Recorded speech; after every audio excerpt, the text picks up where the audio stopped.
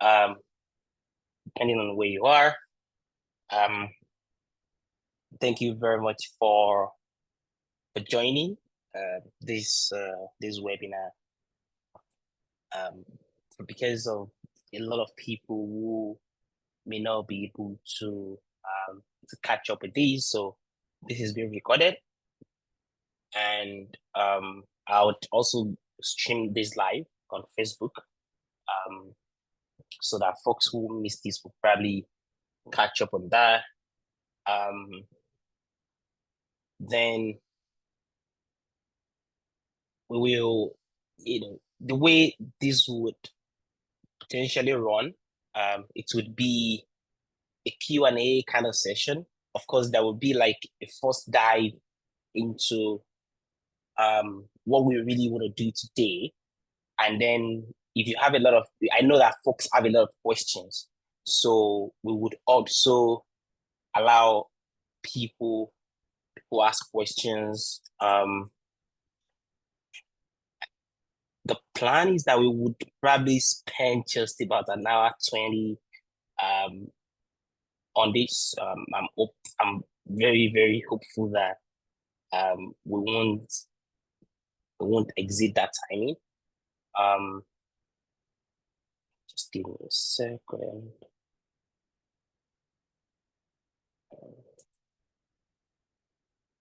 Sorry. I'm trying to set up these to go live.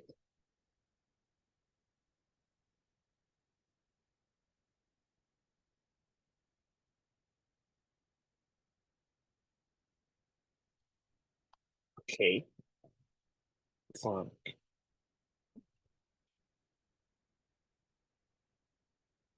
all right.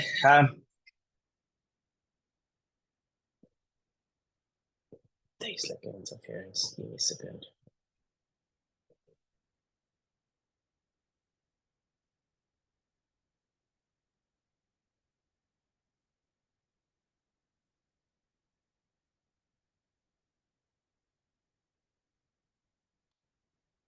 Okay.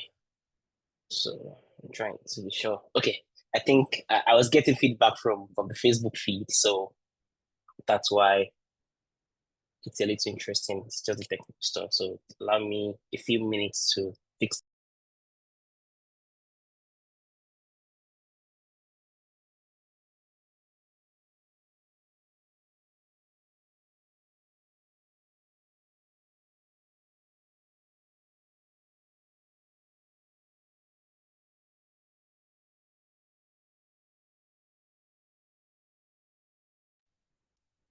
Okay.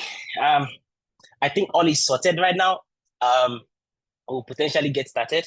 I'm very excited about today, and not just because it's been a while that I have had a webinar. I think it's always been Twitter Spaces, but I just remember that when I was going to start grad school webinars many years ago, about 45 years ago, um, it was with Adelodun. Adelodun was the first, Adelodun was the first folk who got on the air to speak with a lot of people.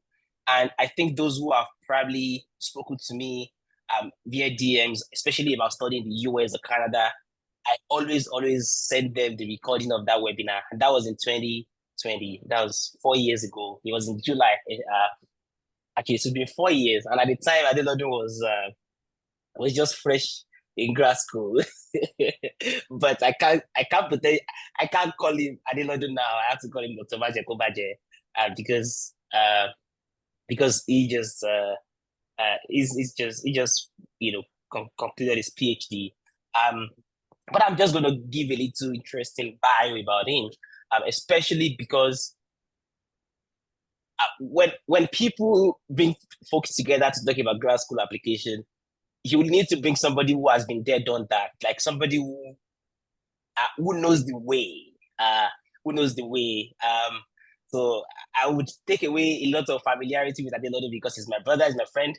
So, but I would try. I'll be very professional here. So, and I'm gonna read his bio. I know it. on top of my head, but I'm going to read it because Dr. Majekobaje graduated with a first-class degree in forest resource management in 2015 at the University of Ibadan. Then he was awarded a master's scholarship to study in the same field in 2017, 2018. Then in 2018, he got a lot of scholarships, including the King Fahd Scholarship in Saudi Arabia. He got the Commonwealth Scholarship at Bangor University in Wales, in the UK. And then he also got a scholarship, a graduate scholarship at Tallinn University in Estonia. Then, multiple offers. Then he was also awarded fully funded scholarships at Texas A&M University in the US, Auburn University in the US, and the Gilbert Foundation Research Fellowship to study renewable natural resources at the Louisiana State University in the United States. So of all the many offers that he got, he decided to opt for the renewable natural resource research scholarship at the Louisiana State University in the US. And, that was in 2019. And just about this time last month, he had his graduation, the PhD degree. That's why, I'm not able to call him Adelodun, Dr. Majekobaje. So he's somebody who has been there, done that, somebody who's been able to, get a lot of scholarships across the world. You probably have seen it in Estonia, in Wales, in Nigeria, with a very rich, academic credential.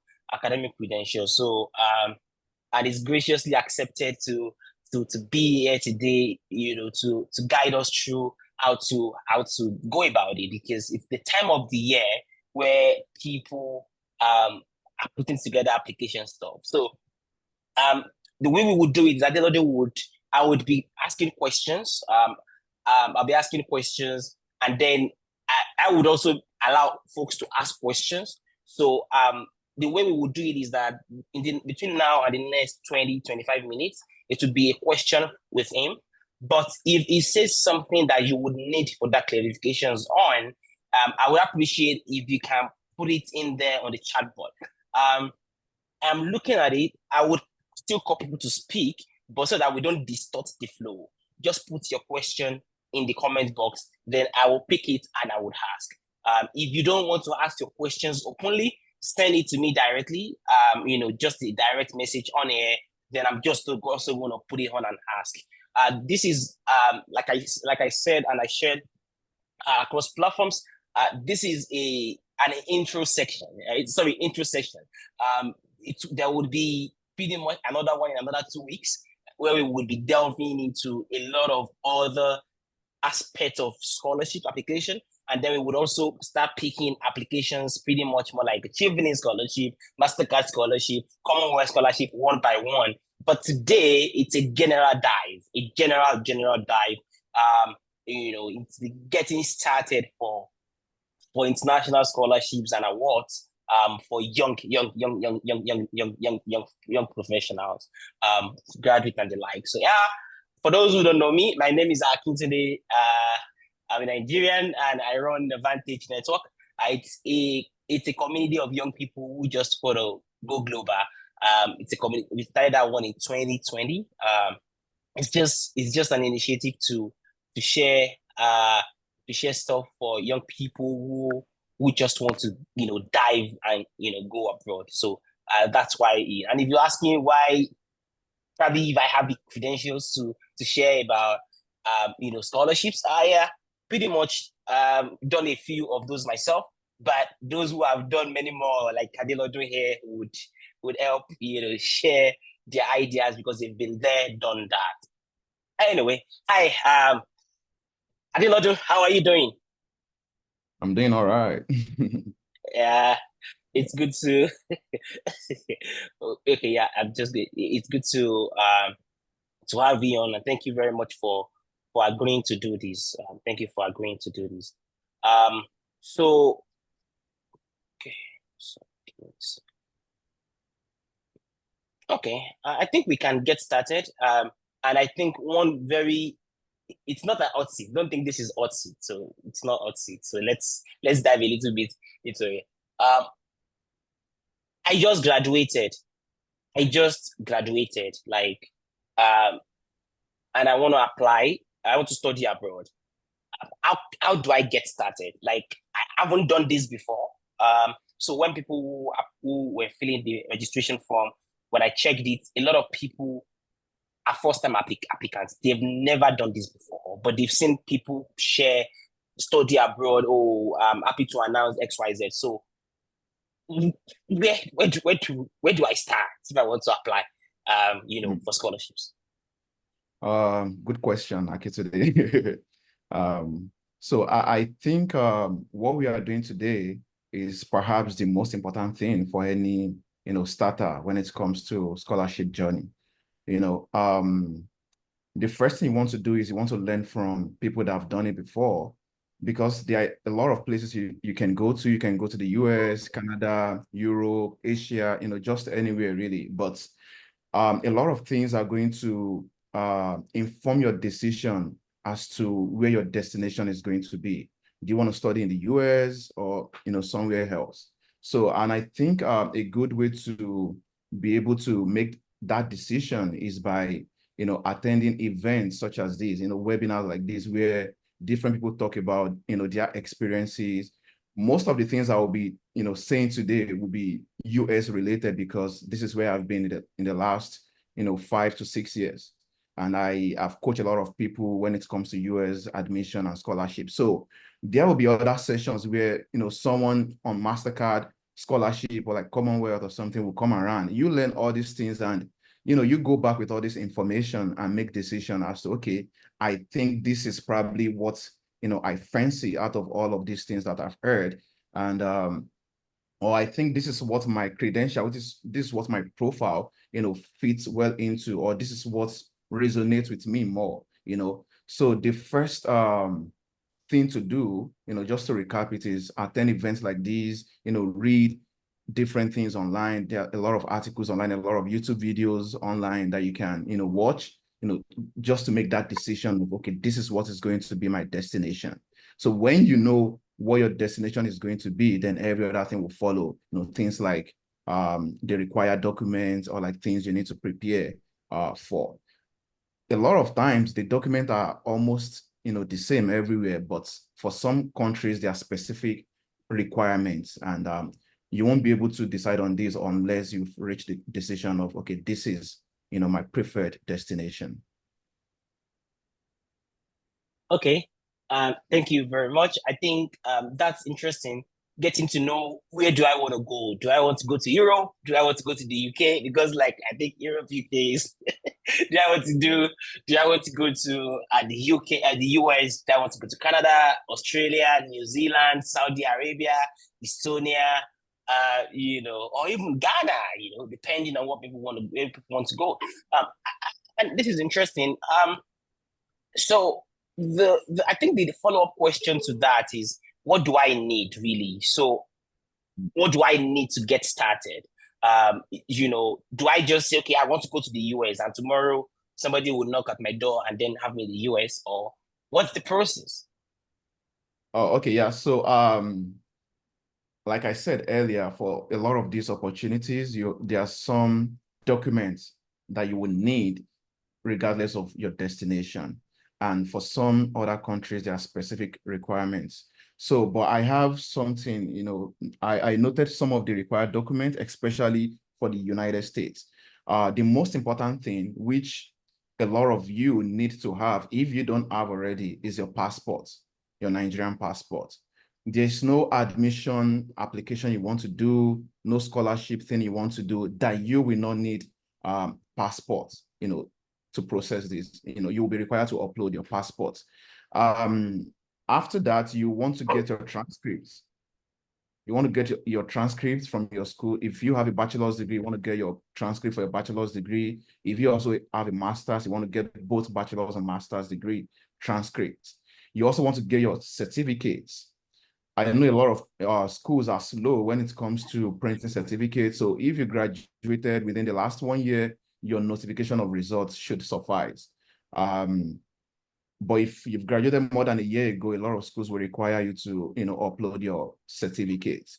You also want to have a CV, an academic CV. Actually, there are different, kind of CV. There are, there's this one you can use to apply for job, like resume. But if you are applying for admission and scholarships, you want to design an academic CV. I know Vantage review CV and they can help you with this. I can't promise it's going to be free though. Yeah. So also you want to write statement of purpose. This is an essay, and I think maybe much later in this conversation, I'll probably say a few things about how you want to write a good SOP or statement of purpose. But yeah, you will also need that. If you've published any article, any scientific or any article whatsoever, all those will be necessary too. But if you don't have it, it's fine. It's totally optional. It's going to strengthen your application, but it is not mandatory. It's not something that, okay, if you don't have these, you're not going to get admitted or you're not going to get any scholarship. You are fine without it. But if you have it, it's going to be a plus for you. And yeah, your application will be stronger that way. You also need recommendation letters.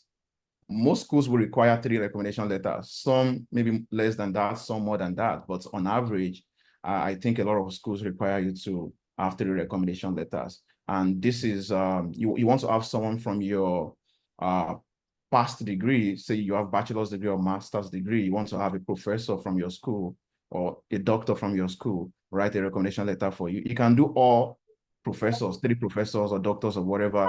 And if you have some professional experiences, you want to have someone from your workplace to also write a recommendation letter for you. As at when I prepared this slide 4 years ago, the proof of English language proficiency was a thing, but right now a lot of schools are no more interested in this, especially if you are coming from Nigeria. They've come to realize the medium of instruction in Nigeria schools is English language. So proof of English language proficiency is not a big requirement anymore. Maybe a few schools still require it, but if you are coming from Nigeria, that's not mandatory anymore. And lastly, graduate record examination, GRE, and this is specifically for US. A lot of schools are dropping this also, but I always advise people, if you have the financial means to write GRE, you should write it, because I've had to review a lot of applications. My professors would just ask me, okay, I've got these 50 people applying for this scholarship. Can you narrow this list down to like 10 people for me or 5 people that I can interview or something? So when I'm reviewing and I see some people with GRE and others without GRE, if every other thing in their profile is the same, maybe they have similar CGPA, similar publication record, similar work experience and all of those, I'll probably favor those with GRE scores more than those without GRE. So even though it is not mandatory, you don't need it to actually get admission and scholarship. If you have the means and you're coming to the US, I highly encourage you to write GRE. So so that's it. Akin to those are the required documents. Right. Yeah. Thank you. So I'm just gonna stop sharing because I didn't want it to be distracting. Right. So thank you. I think that you've been able to help us even distill this further. And we will stay on a lot of the documents that we need. I think that's where a lot of people have a lot of questions. So I think getting a passport, we won't talk about it. It's kind of very easy and straightforward. So we would get on that.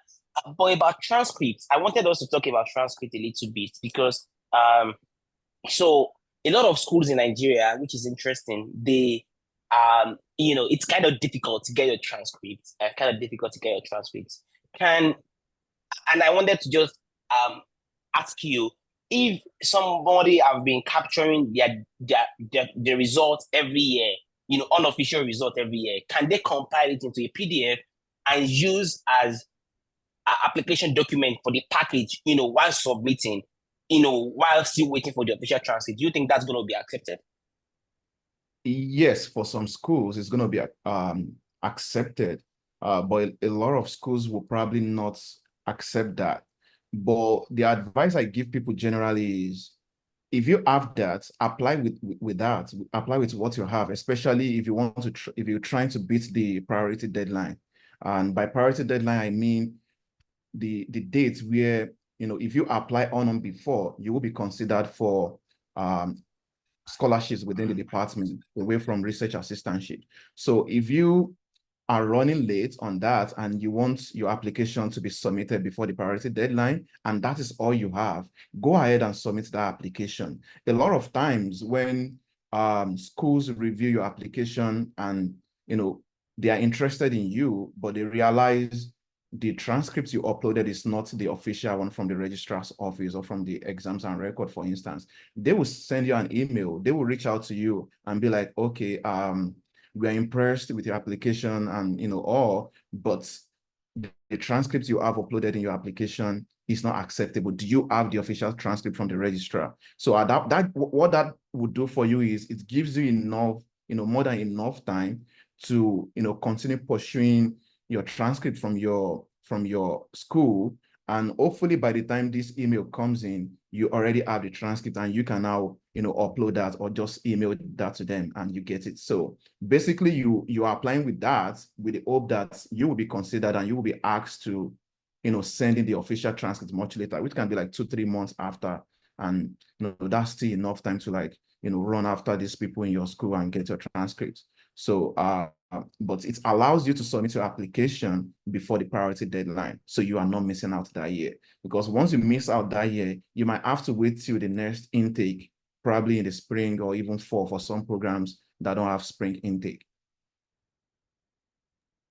Yeah, thank you very much, Adelodun. I think that what's to be added in there is the fact that use what you have now to start the application. Like, whatever you have, that you make sure that it's original, even though it's your own compilation. Make sure you are not altering anything, anything there. Compile them, use them to apply, and then get on. And then the moment they reach out to you, you are able to at least probably just collate the original one and then send across. Thank Sorry, you. let me quickly add something. I forgot this when I was talking earlier. So I've also seen a lot of folks go to their head of the department or their undergrad coordinator to prepare something for them and just put the departmental stamp on it. That's not the official transcript, right? Because the official transcript comes from the registrar's office. But if you can go to your department, meet with the HOD or the undergraduate coordinator, these are your lecturers. You should be able to like approach them easily. They can, compile something for you and just put a departmental stamp on it. And that makes it even, semi-official. Right. Thank you very much. I think that's really good. If you get a stamp of your HOD or it just sort of makes sense for you. Let me ask a little question about something that a lot of people get to ask me a lot, and I'm not sure how much I'm able to. I've responded to a lot of them, but I think that you are able to give even more. Do you need to publish? Do you need to have a publication? People say, "Oh no, you need to have published 5 articles, XYZ." What's your take about publication? And do you think it helps? If I don't have a publication, for instance, does it mean I don't have hope? Well, I believe I touched this briefly when I was, talking earlier, but I will elaborate on that. It is not true. You don't need publications to, to get scholarships in US or even in any other country whatsoever. What publication, does for you is it strengthens your application. Okay, let me just paint a scenario now. Akintunde and I, we are battling for one position in the same school, right? So we have the same GPA, we have the same maybe work experience, we have the same GRE score if we both wrote GRE, for instance now. But we don't have the same GPA. You are the first class. I'm just saying. I had no class. That's not true. That's not true. So yeah, the point is, if the only difference between Akintunde and I is publication, every other thing is the same, and the only difference is publication. I think even you, as a professor who is trying to recruit a student, will probably go for the that guy with the publication, right? But that doesn't mean if you don't have a publication, you're not going to get it. As a matter of fact, most people I know, most of my friends had zero publication when they came to grad school. And a lot of these guys, got PhD offers without masters. They finished their bachelor's degree, finished their NYSC, and they are here, for their PhD. No publications, nothing. So when people say you need publications to get these scholarships, that is not true. A lot of people just try to make it, harder than it is. It's not that hard, so you don't need a publication. If you have it, it is fine. It's going to, make your application stronger, but it is not a requirement. Okay, thank you very much. Somebody is asking a question about what is GRA. So I just responded it GRE. It's not GRA. Adetayo, I will come back to your question. Pretty much you are writing samples for scholarship application. I think Falan of Oluke asked the question about MBA. As a third class student, do I have a high score in GRE with little experience? Okay, so because of that question, I just want to take it on a little bit and ask this question. So I want to ask this question because so I have a HND, low grade, 2-2, 2. I wanted to say 2-3. Third class, third class or no class like me. Can I get a scholarship or can I get, that's one. Can I get a scholarship at all? That's one. And I think the second question, can I get a scholarship in China? I was asking, was China? No, not China. Anywhere in the world. Is scholarship possible? What would you say about that? I mean, you had a first class, so talk to me.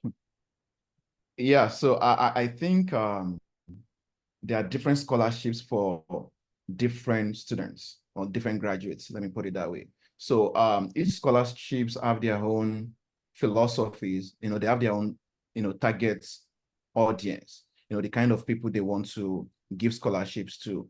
And I've seen a lot of. I would appreciate if you can go back to that slide. I want to pick all those things one by one. So I've seen a lot of people, yeah, with HND or like low grade or 2-2 or whatever, clinch scholarships. What you need, you just have to do, some extra steps, or you just have to, be focused on some scholarships that actually targets the kind of profile that you have. So I think the first point here is if you have HND. I know I have two friends actually in the school I finished from, Louisiana State University. I have two friends who had HND from Lagos State Polytechnic, both of them actually. They had HND, and with HND, they got PhD offers, no masters. They didn't do masters, whether in Nigeria or in the US. They got PhD offer with full scholarship in the US. There are a lot of people like that, but I'm just saying, I know these two people who are my friends from the school I just finished. What they did was they did web evaluation, and that was all.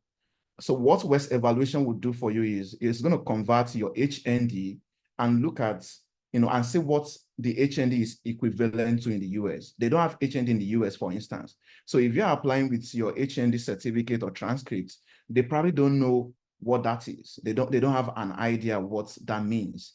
So what you need to do if you have an HND is do West evaluation, which is going to convert your HND and say, okay, this is actually equivalent to a bachelor's degree in the US or anywhere else in the world. So with that, you apply, for PhD or master's or whatever you are interested in. And, the professor that is reviewing your application will be like, okay, yes, this is a bachelor's degree. So that is the extra step you need to do if you have an HND. If you have a low grade, say a 2-2 or a third class, you want to improve other areas of your credential, things like work experience, things like community, engagement and stuff like that, because there are some scholarships like Shivni, for instance, I know for sure. It's not so much about academic excellence.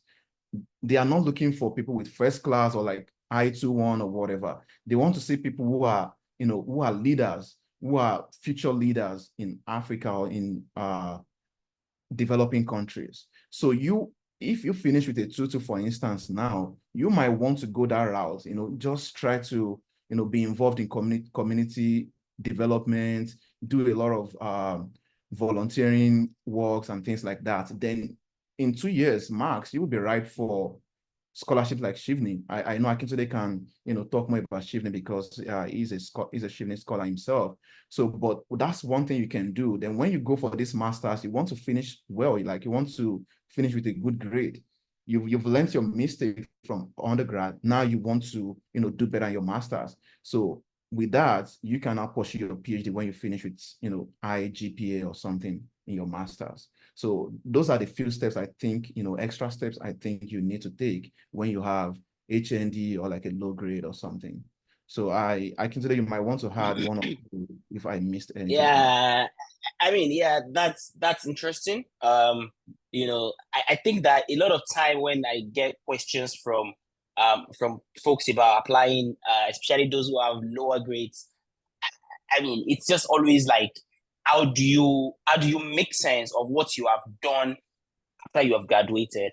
So if you're on the call and you're still in school, please try and graduate with a good grade. At least with a 2-1. No matter what, it's gonna make your life easier.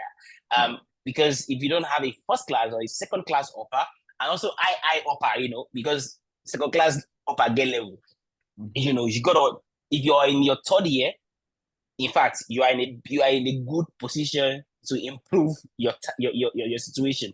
But if you're in final year, your last semester, or you graduated already, I'd say that it's important for you. And I think somebody asked the question on the comment box in there, asking about leadership. You know what? Grad school is not just about going to school, like you just want to go, and no, there's a lot involved in there.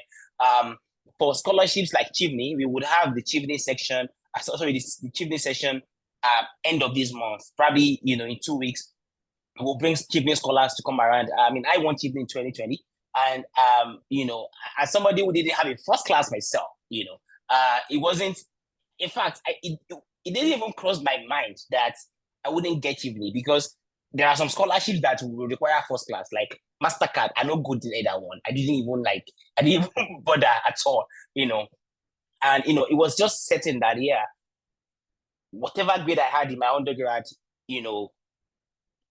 that's it. I had spent 3 more years after graduation, so I knew that what I have done, is far more consequential professionally, and also relevant, and also because mine was also tricky, because I was switching.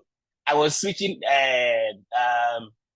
so I had undergrad in educational management mathematics, then I was switching to development, media and development. So it was crazy, like a 360-degree switch. But yes, I made a compelling point as to why I needed to win the Chevening scholarship. And I won it at the first trial because I had relevant leadership and professional experience. So I think for those who are there right now, one thing that you have under your belt is your NYSC. If you are currently serving, your NYSC season is an opportunity for you to build a professional portfolio.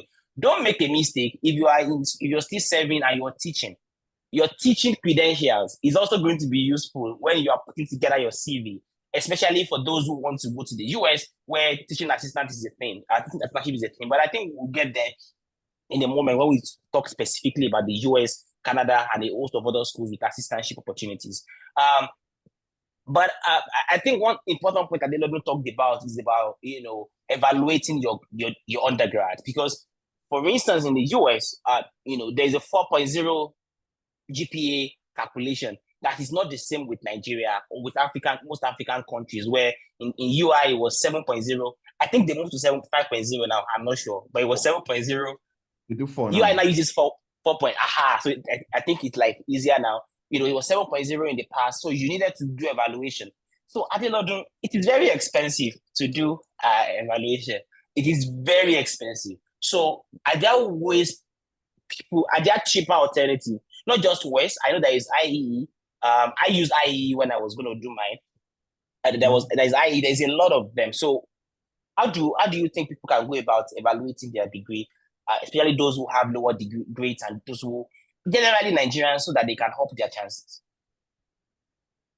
Yeah, so when I said West evaluation, that's West is just one body that does evaluation. There are other ones, a lot of them actually. The only thing you want to be sure, you want to be certain of is whatever evaluation body you're using, it is NACES verified, you know. So West I know is super expensive, about $180, and that's probably like maybe 300,000 Nigerian naira or so. I'm not sure. So that is really expensive, I know, but there are cheaper alternatives. I know about West because I've used West in the past, but I know there are other ones. We might have to do some research on that actually, but there are other ones that will probably be like $90 or like $110 or something. It's still expensive, but at least that's a lot cheaper than West, right? So I honestly don't know any other way, you know. I don't know Yeah, I don't know how you can get this done with right. nothing, you know. If I do, I'll be glad to share with you. But most times when I go on events like this, when I have this kind of conversations, I tell people honestly, it's expensive to try to get scholarship, especially in countries like the US. And it will be good if we see it as an investment. Okay, this is just my investment. And, you know, from the first month you get here, you probably make everything, whatever you spend on this whole thing, whatever investment you make, you probably get it in just, you know, 1 month. So if you have the means, it's highly recommended to do this. But I don't know of any very Yeah, cheap free way to do this yeah, evaluation. But I know yeah. a lot of other bodies that are cheaper than West in particular. Yeah. Right. Thank you very much. I think I'm just gonna take a question from Chiamaka DK. Yeah, yes. So there are some schools like Michigan, I think, where you can use their GPA calculator, Oh, nice. just while you are playing. Yes, there are some schools where you can get on that. I also wanted to say that you don't have to do it. It's not compulsory. When during the application, they do it, but it just, you know, for those who have not so much compelling case in the application part, it is okay to do it so that you know where you're standing. For instance, if you go to a school with a 7.0 CGPA or a 5.0 CGPA, and let's say you graduated with a 2.5, CGPA, for instance. If you do a WES evaluation, it probably could be 2.8 or 2.9 or even 3.0 because there are some courses that are not relevant that they would remove when they are doing the evaluation. That is why, but for those who are first class, okay, that's fine. I mean, no matter the whatever, they will definitely just not even, I mean, you're already Mhm. in a good state. So I think it's just those are the extra. I think Adelodun was sharing an example earlier that if we are together and we are applying for a program and we have the same profile, and they will look for the little extra, in one applicant, that if there is just one position. So it is always good for you to go extra. I think that's why. Then Chiamaka, your question again about um, uh, does having a scholarship increases your chances of getting the US visa easier? I think we will get to visa questions earlier, but I will tell you it's a 50-50 thing. I mean, I've seen people who got fully funded scholarships and they get bounced. You know, I think I was on the phone with Adelodun last weekend and we are talking about that. So it's crazy in the UK, in the US, but it's also not impossible. But I think that the fact that you have a fully funded scholarship, I think it's generally easier. To be honest, I think it's generally easier. The chance. I mean, the percentage of those who they reject is actually very, very low. And if they reject you, there's a chance that you can always get it. And this the session that just resumed in August, I know a lot of people who got banned at the first try, then they try again in Nigeria, they got it. Some even traveled to other countries to apply. So I think a lot of people who have gotten rejected at three times, and then they got it the final time. So yeah, I think that's just about that. We'll get to basic questions later.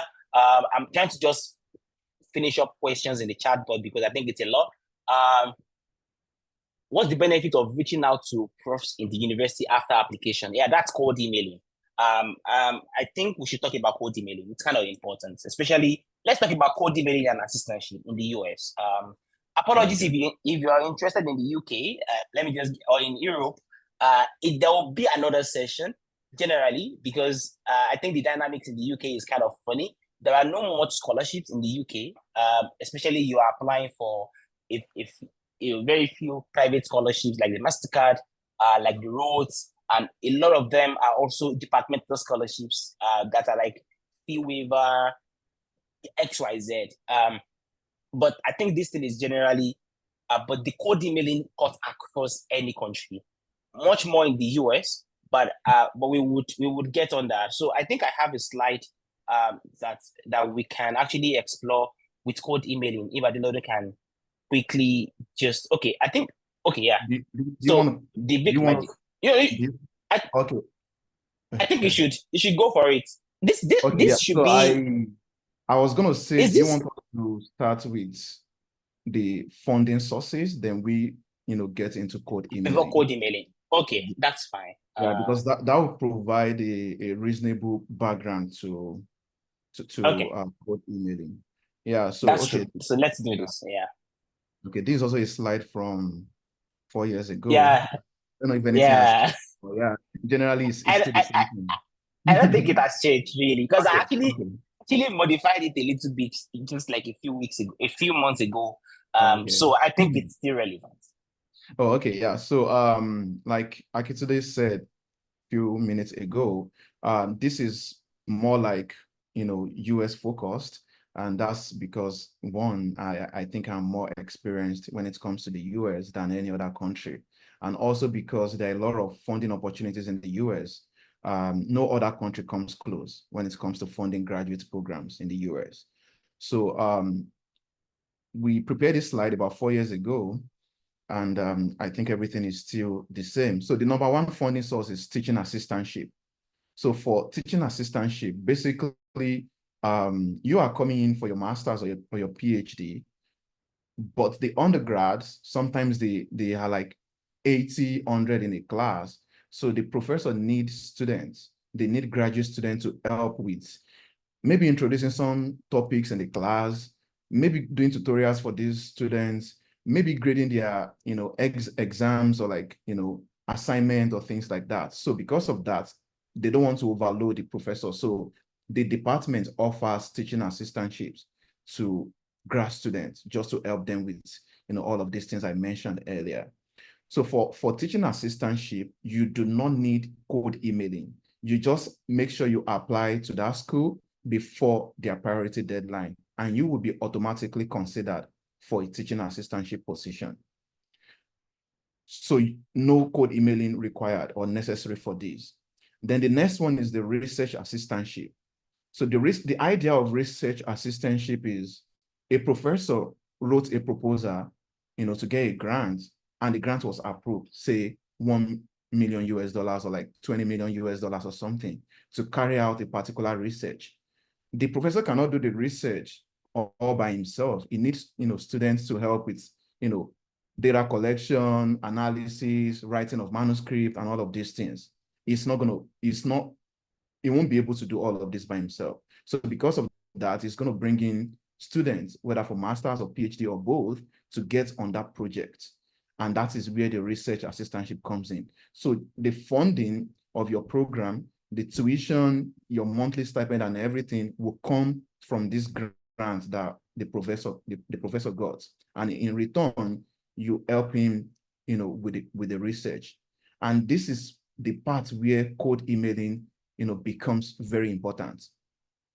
You want to send email to professors, different professors, and see if they have funding for you, if they are able to fund your program. But you just don't want to send email to anybody.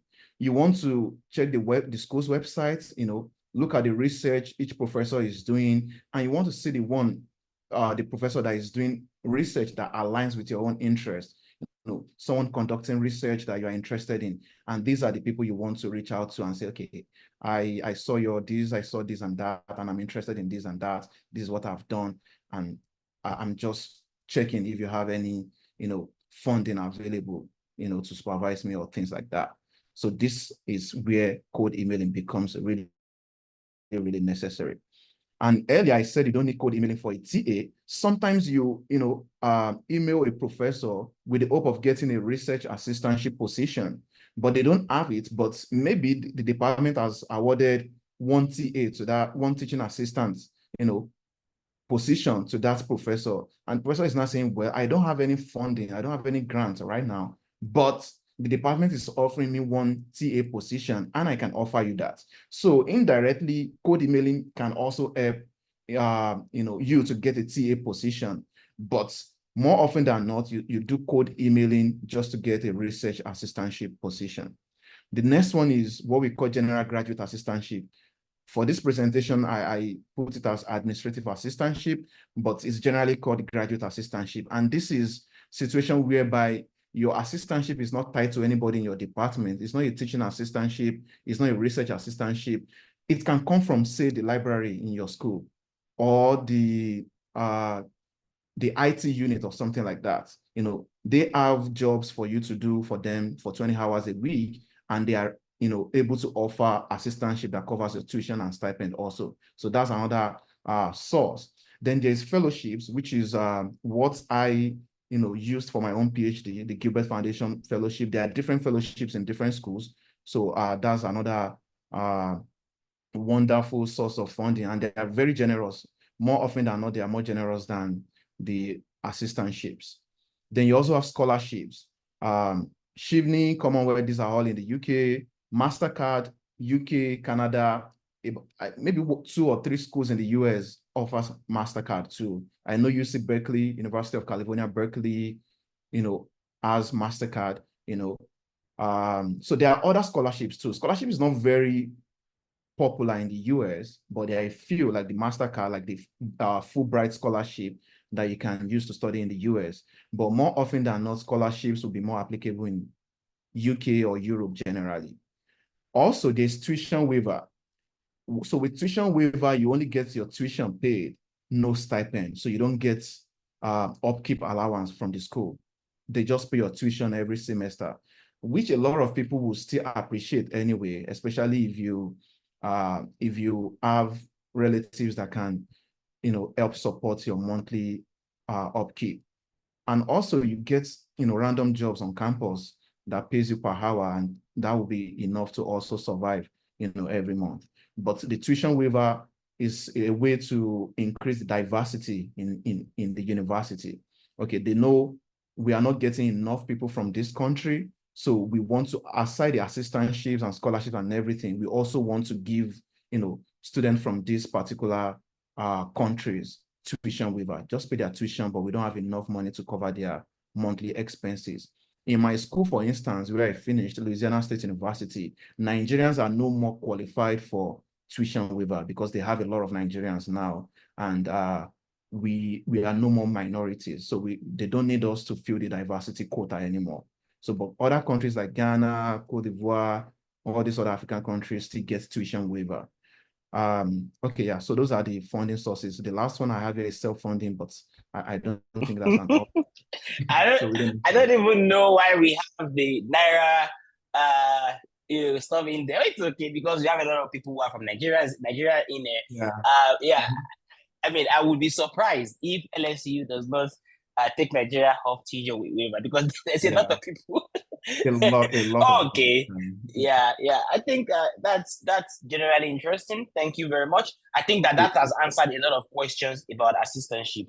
And another thing that I would say with assistantship is that sometimes, you can get admitted to a school and there would be no assistantship in your department, but there would be in another department and that is where applying for assistantship comes into the picture, where you can apply for assistantship. That's why you have to always check university websites, check their FAQ session to see. So they would have opening for assistantship, and the assistantship would qualify you for a tuition waiver. It's actually interesting. So assistantship will qualify you for a tuition waiver. So you apply for the assistantship, and then that would give you an opportunity for a tuition waiver. But you have to, that's always like an extreme or like a very rare situation. But ideally, most schools in the US just have assistantship. It's part of the US system. It's part of the system. You just need to meet the requirements. You don't need to even apply for assistantship separately. But in some situation, you got to apply for them separately. But that means that you, as an applicant, you have to do your research. You have to do your research and check where the opportunities are so you can apply. Yeah. So I'm trying to. Let me add Okay. something quickly to what you just said. So a lot of times you get the admission, but there's no assistantship. So Akintunde mentioned you want to check like the school website and see if there are assistantships opening, in the school. One thing you can do, which is what I've done for a lot of people, especially people that are coming to LSU, is we have a group for incoming student, just applicants, say for 2025 applicants, for instance, now. And when people post, oh, I got admitted, but there's no funding, this, that, we have some Africans who post on this group whenever they see any vacant position, any vacant assistantship position, whether in the library or in some other department, they post there, and that is where you apply. So coupled with the fact that you have to keep checking the website and everything, if you can get some students, preferably an African student, in the school you are applying to, maybe they have something similar, they have some WhatsApp group or something that they can add you to, and that way they post different openings on the group and you can apply. So that is another resource you can make use of. So I know part of the question earlier was talking briefly about cold emailing. I don't know if we can get into that now, or you want us to save that for later, because I only yeah that will lead us to the code emailing. I think we should do cold emailing. Let me get the slide back. I think we can do cold emailing. Should we do this step-by-step guide is actually really interesting. But don't worry, we can come back to it. Let's do the code emailing, the big magic. Let's do it. Oh, okay. Yeah, so like I said earlier, a lot of professors write proposals for grants, and they have grants, and they need students to come, help them with those research. But the professors will not just reach out to you like, oh, they don't even know there's one Akintunde somewhere and say, oh, I have this money, you should come and work for me. In some cases that happens, maybe when you attend conferences and things like that. But a lot of times you have to actually make inquiry, reach out to these people and ask them, hey, do you have this? Do you have this? Do you have that? So, but in your email, you want to keep your email as brief as possible, because professors are busy and they don't have all the time in this world to read through several pages of email. So you want to keep it as brief as possible, and you want to get their interest from the very first sentence or paragraph. So usually I recommend people writing 3 short paragraphs in their email when they are trying to code email any professor. And in the first paragraph, you want to introduce yourself, you want to say, okay, this is who I am. You want to name your identity, your experiences that are relevant to this position or to the research that this professor is doing. For instance, you can say, I'm a recent graduate of, say, University of Ibadan. I have experience in XYZ, and I have my CV attached to this email in case you are interested, something like that. So in your second paragraph, you want to explain why you are reaching out to the professor. You want to explain why you are emailing them. So like I said earlier, you go to the school's website, you see these professors, you go through their publications, their research interest, and you be like, okay, this is the kind of research I want to do also. So one arc here is you pick one paper or two, one paper or two from the professor's publications. You want to pick recent papers, say a paper that was published this year or like last year or something. You want to read these papers, and you want to, talk about these papers in your second paragraph. Like, okay, I saw this paper you published with so journal, and I observed that you found so and so out. And I'm thinking if we can do, a follow-up on this research by trying so and so. What this is telling me is I am talking as a professor now. I'm not a professor, but let's just assume I'm a professor now, and I receive such email. And the student is telling me, okay, he or she read my paper, and he's trying to propose a follow-up research that I can do on that paper. That is telling me this is a research-minded student. This is someone I don't have to labor too much on. This is someone that can be independent and come up with, ideas. And this is someone that can, do all this research easily. Even if I don't have funding at the time, I for sure will keep this person's name somewhere in case I get, grants approved anytime soon. So in your second paragraph, this is something a lot of people don't do. When people send me, okay, this is the draft of the email I want to send to professors, this is usually missing. This is usually absent in their email. And I always say, okay, I mean, I know it's a lot of work reading papers from different professors, but it is what you have to do to get their interest. So you want to do that, and you want to state what you want from them. Okay, I am interested in applying for 2025 admission, and I just want to see if you have funding opportunities and if you are able to supervise me, or something like that. You also want to talk about your availability. Okay, you want to close the conversation, which is going to be in your third paragraph. You want to close the email by saying, I mean, if this sounds, or if this is of interest to you, I would be happy to schedule a Zoom or a phone conversation with you to discuss this more. So you want to name your availability. Okay, I can do Zoom call, I can do phone call, just anything. So really that is, the 3 paragraphs that I always advise people to write when it comes to cold emailing. So in this email, I almost forgot, in this email, you also want to attach your credentials. So what I did when I was, in this process was my resume, my transcript, at the time, my GRE result, my TOEFL result, all of these things, I matched them together in just one PDF file. And because you also don't want to attach like 5 different, files in the email and expect the professors to be clicking, one after the other. So I made it easy for them by merging all this together into just one PDF document, such that when you open the email, you read my email and you click that one file, you have everything in that file. So that is another thing, that is another arc that I believe, worked for me and a lot of people have talked to. So you want to start doing that if you have not been doing so. Right. Yeah, thank you very much. I was just smiling.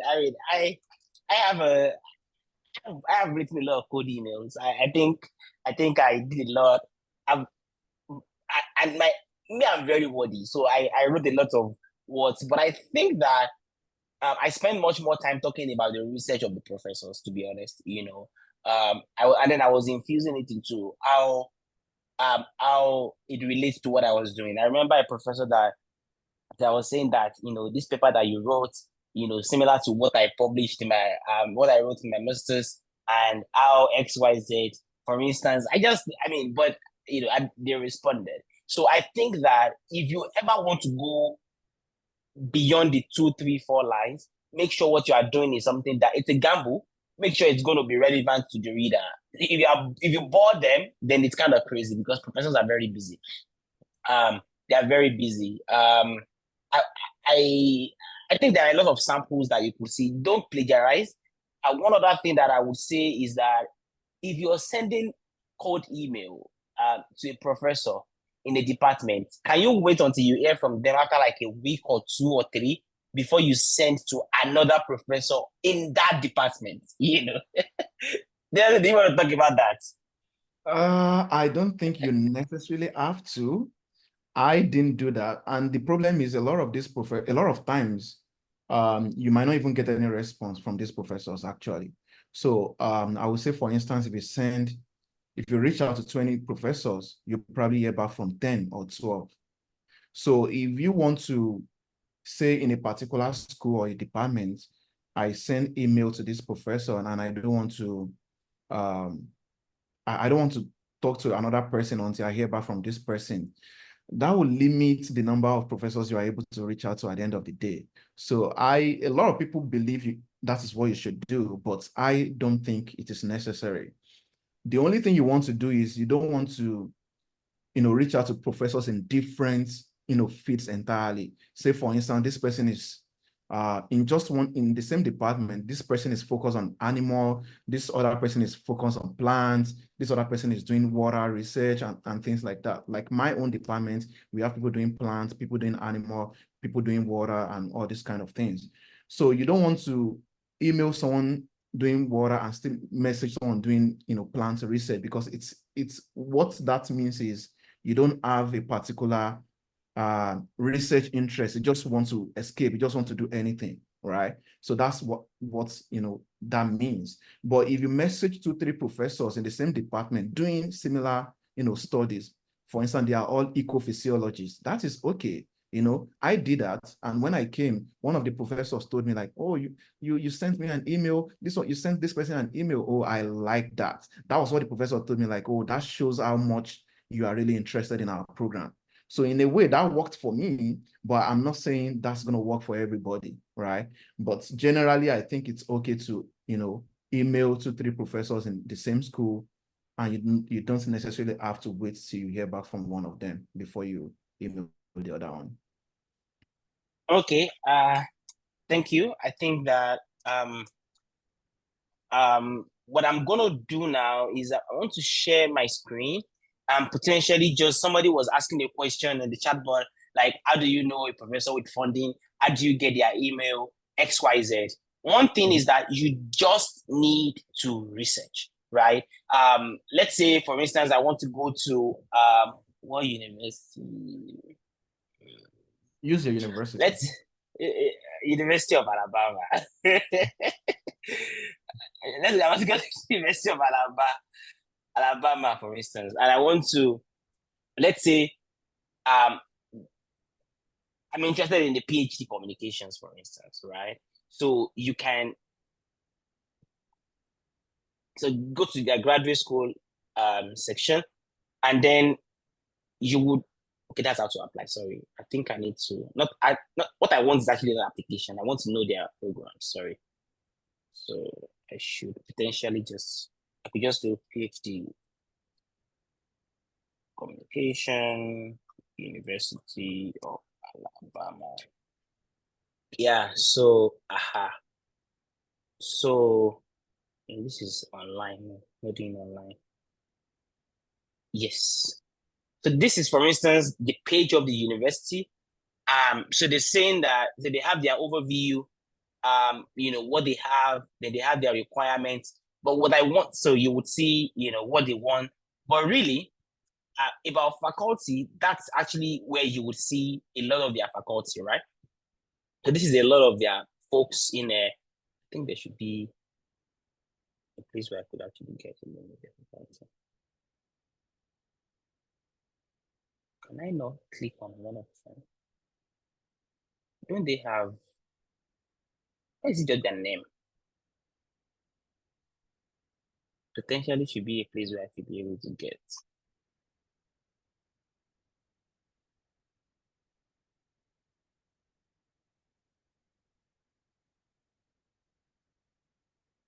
Okay.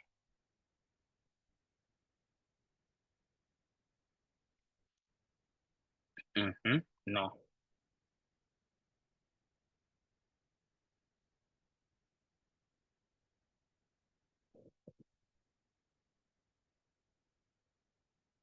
This is interesting. It should not be this chaotic. Yeah, some schools' website are like that. So do you want to try a different school? Yeah, let me try Louisiana State University. Why not Iowa? I'm not doing that one. Okay, let's do this. Okay.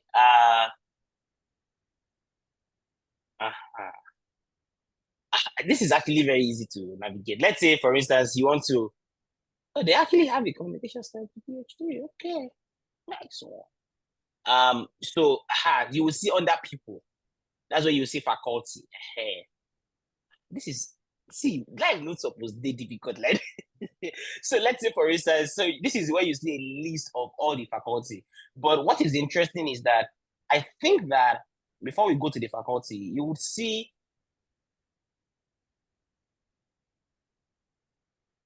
I wanted to see where they have their assistantship stuff. So if you have a PhD communication studies, there is always this spot where they talk about We go to graduates. Let's do when you have undergraduates. application.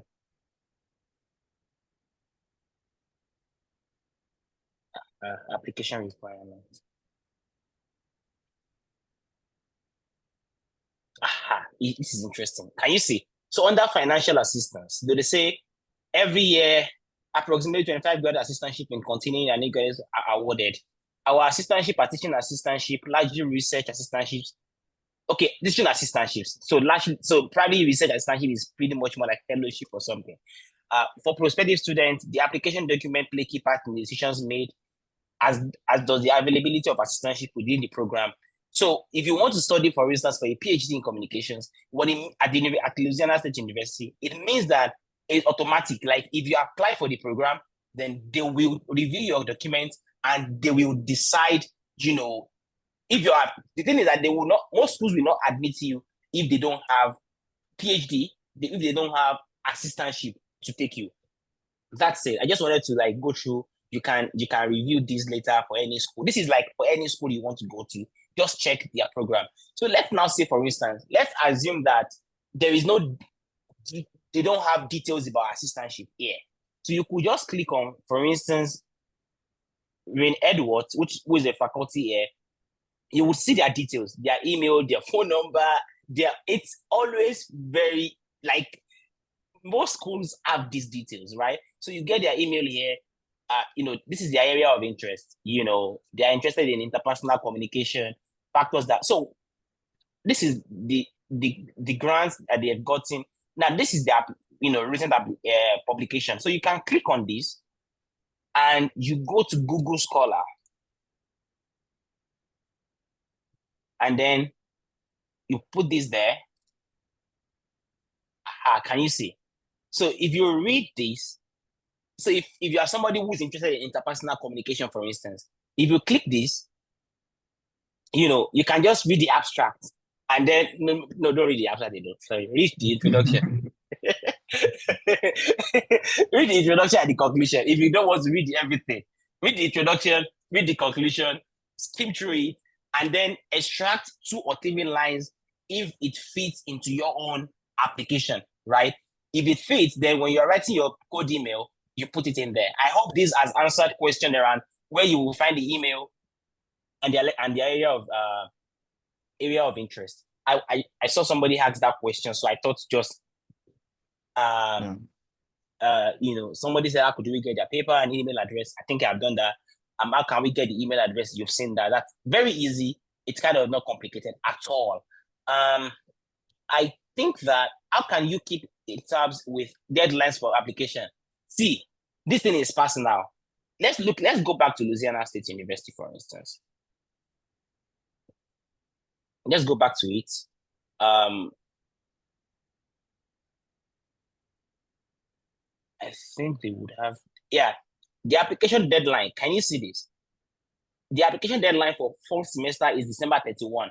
What I know is that most schools' application opens in August and they end in December. Some school December 1, December 7, December 13, December 30th, 31. 31 is actually rare. 31. Then sometimes January 7, January 31st. I don't think there are schools who have fall admission deadline after January. Very few schools, very, very few schools have deadlines in February. But after that, because by March, April, school wants to be done with offers so that you can apply for your visas between June and July, and then you resume in August. So it's kind of very, very, very interesting. So you need to, again, if you want to apply, so what I would advise is that you should have there's like a, what do we call it? Like a spreadsheet. I think I have, I don't know. I think I used to have a spreadsheet where you would have, the schools you want to apply to, the deadline and all. I did one recently for some folks. I probably will share if I find it, but that's just how to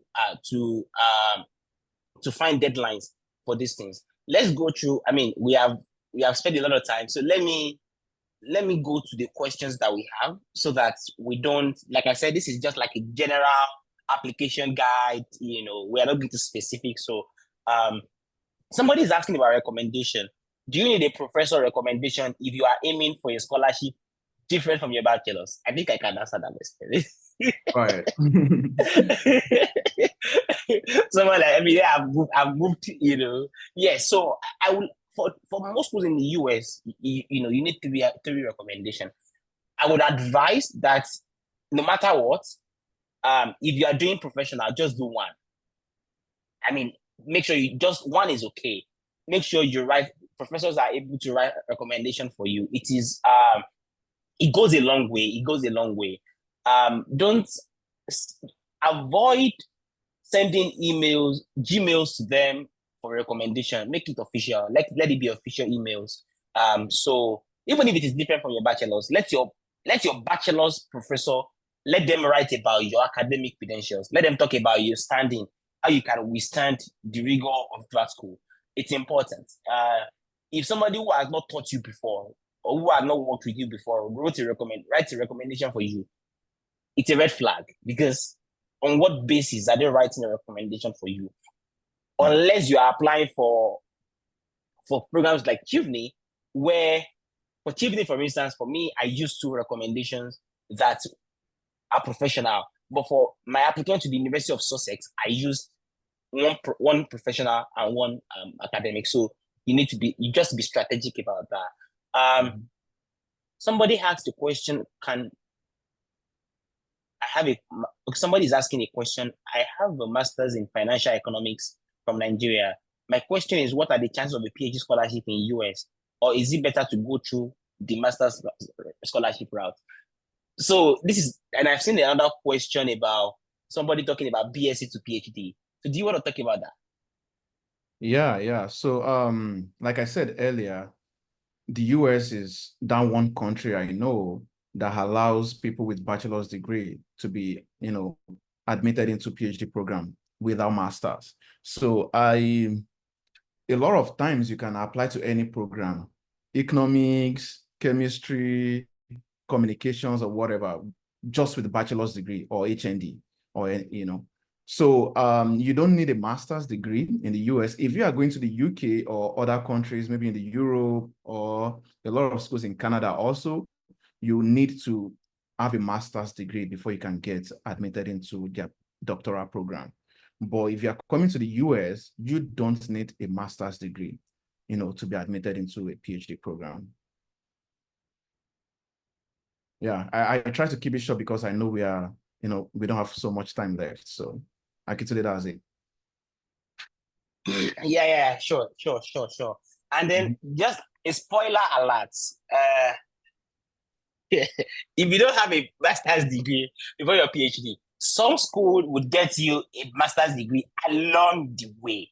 So you do more coursework than those who enter the program with a master's degree. I think that the fact that you're getting into a PhD directly does not necessarily mean you are skipping masters. You will still do the coursework required, for a master's body of work, as you advance in your PhD. I think that's most schools would say if you're entering with a PhD, with a master's, you spend 4 years, minimum 4 years. But if you're entering with a PhD, you spend, if you're entering with a master's, you spend a minimum 4 years. But if you're entering with a bachelor's, you spend minimum 5 years. I think that's kind of, the dynamics in most schools in the US. What's the benefit of reaching out to professor? I think we answered that question. Does the US require West? We answered that question. I have so many people saying that you need a leadership experience. I think I spoke about leadership experience earlier. What is the probability of getting a master's with HND in the US without doing a PhD? I think we answered that. West evaluation helps a lot. Can someone with HND upper credit get scholarship? Yes. The answer is yes. We have seen people got it. Mm-hmm. How do you go about West evaluation? You can just put West on Google, and then you will see the process. It's always about you. I don't know. You cannot, if you have your own transcript. You can use it to, you can use the, but I'm not sure if that thing is only open to those in the US, because if you can upload directly for So evaluation or what you do is at the initial stage of the application, you upload the transcripts you have with you, but you are still required to get your school to send transcripts to West office directly. so that they can do the unofficial one for your application. Yeah. Okay. I wanted to be, yeah, because I know that I did IE at some point, and then yeah. Okay. I'm trying to answer all the questions we have so we don't lose anyone. Okay. Somebody asked about writing samples for scholarship applications. For instance, if I am to use my undergraduate thesis for application in a different field, I studied philosophy and at the undergraduate level, I did a PhD in print journalism. What should be the content of the writing samples? Secondly, I have schools that I have marked for applications which either they do not require test or they waive it. However, I really don't know if I should still go ahead to write English proficiency test. Okay, this is interesting. Somebody who wrote IELTS. I wrote the proficiency test in 2020, but the day my results came was the day Kivni cancelled the requirement, or a few days after. So I had no need for it for test of English proficiency. But again, so I think the other said it. Most schools in the US now, once you confirm that you have an undergrad from Nigeria, that the English, and you're English speaking, you are good. I think that to add to your application, you can get, a certificate of English proficiency from your university. That one is almost like 1,000 naira, or I don't know how much it is now. In UI, it was like 1,500 or 5,000 naira at the time. So 1,000 at the time. at the time, it should be expensive now. So you could just get that letter just to show that, yeah, and some schools would also ask like a page in your university website that shows that your academic instruction is taught in English. So if you look at, it's still 1,000 in UI. Okay, that's interesting. Economy has not reached them. Okay. So so you could just check UI website. Some school websites where they say that the language of instruction is English, and sometimes some schools allow that, just that link when you are applying, and then that would suffice for application. For waiving the English. But just most schools and most programs require you to do it. I think it's at Stanford, Princeton, Columbia, and a few other schools, they ask you to write GRE for some courses like political science. Some courses have some STEM courses, some courses that are highly quant. They require GRE, but that's why it's important for you to check the website of the application page, just so you know that you're not leaving anything undone. Then your question about switching, I think I already answered that. It's very easy. And in your writing sample, you could potentially use your journalism articles. You could use them as sample. I mean, if you have anything extra, you could. So if you have published, something that is, especially if it is related to what you want to study, yeah, you can submit it. It's okay. Even though it's not academic publication, but it's also like an evidence of your scholarship. Of your writing capability. So yes, you can use it. If your question is about statement of purpose, I think that's a different question. We would have another session, to talk about that later, but not on this call. How can someone get the paper? I think I already answered that. This might sound funny, but what are people who couldn't secure good relationship with professors during undergraduate? How do you think they can get a recommendation letter? Oh my God. Answer that question. How do I answer that question? It's funny because it's actually funny. I know the person said this is funny also, right? But it's indeed funny because I had this situation with someone in the past who said, man, I don't know any of my lecturers. None of them is going to write recommendation letter for me. So what do I do? I'd be like, it's part of their responsibilities. They are not just there to teach you alone. Part of their responsibility is to write a recommendation for you whenever you need them also. And sometimes, for schools in the US, for instance, now, why they actually ask you to get a recommendation from someone that's taught you in the past is because they want them to evaluate your work, not your person alone. They want them to evaluate you based on, your attitude to academics and, things like that. So even if you don't have any relationship with these lecturers, you can just walk up to them and just based on your academic performance or whatever, they are able to write recommendation letters for you, except you fought with them, except you had some physical, fight with them or something. And I don't think it's also possible that you fight with every single lecturer in your department. So there must be that one or two people that you can always approach, even though you don't, you are not like friendly with them or anything. They can just write a recommendation letter for you based on your academic qualities and not your personality. Yeah, I think that answers it. I won't belabor that. Somebody's asking a question. I don't understand professional and academic recommendation letter. Can someone get one from any professor, and who else that could read? Okay, professional means somebody who knows you in a professional capacity, somebody you have worked with before, your supervisor at work. Academic is a professor or a lecturer that has taught you in undergrad or masters. That's it. Somebody asked the question, my CGPA is 3.69. I want to assume 3.69 or 5. I applied last year and got 3 interviews from schools in the US, but I ended up not getting into any program. What would you recommend I use to boost my application? WES or TOEFL IELTS? Okay, I think, okay, they let it go for it. Yeah, TOEFL for sure is not going to improve your application. As a matter of fact, a lot of schools are not more interested in that. That's just the only reason they used to request or require TOEFL was to be sure you can undo lectures in English language and you can, write exams and all of those things. So I don't think that is going to improve your application. WES evaluation will probably do, because the way WES evaluation works is it places emphasis on the last 2 years. Say if you do a 4-year course, your 3rd year and your 4th year, most times will carry more, will be stronger than the other, classes you took in your 1st and 2nd year.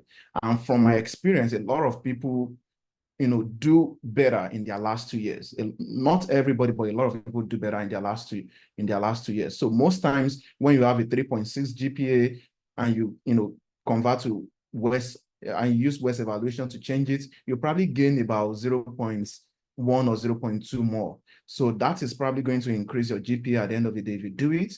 So that's one way you can strengthen it. Another thing you can do is, if you have some people you can collaborate with, to get some publications out, you should do that. If you are working somewhere, keep working and you gain more, work experience and all of these things. All of these things goes into your application. It's not just about, okay, what is your GPA or what class of degree did you graduate with? There are other aspects of your applications like, work experience, the skills you have. For some programs, you need strong analytical skills. So you might want to learn things like R, Python, SAS, and all these kind of things. These are areas you can use to improve your application. You shouldn't just place, too much focus on the GPA. GPA is important, but then you don't have control over that again once you graduate. The only people that can do anything about GPA is those people that are still in school. So aside that, you want to strengthen other areas of your application, your experience, your skills, and all these things that I've mentioned. Yeah, I mean, I agree. I mean, like I said before, I had no class, but I was able to strengthen a lot of my competitiveness with a lot of postgraduate, post undergrad experience, and that really worked.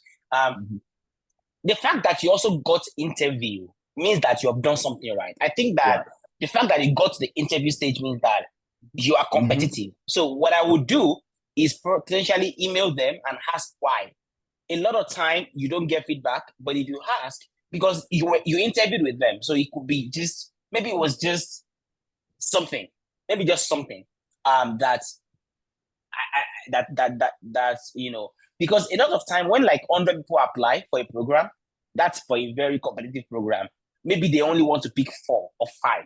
Most schools, most PhD cohort like 3, 4, 5, even 2 sometimes. So it's just because maybe that your research is not the best fit to that department or to the professor.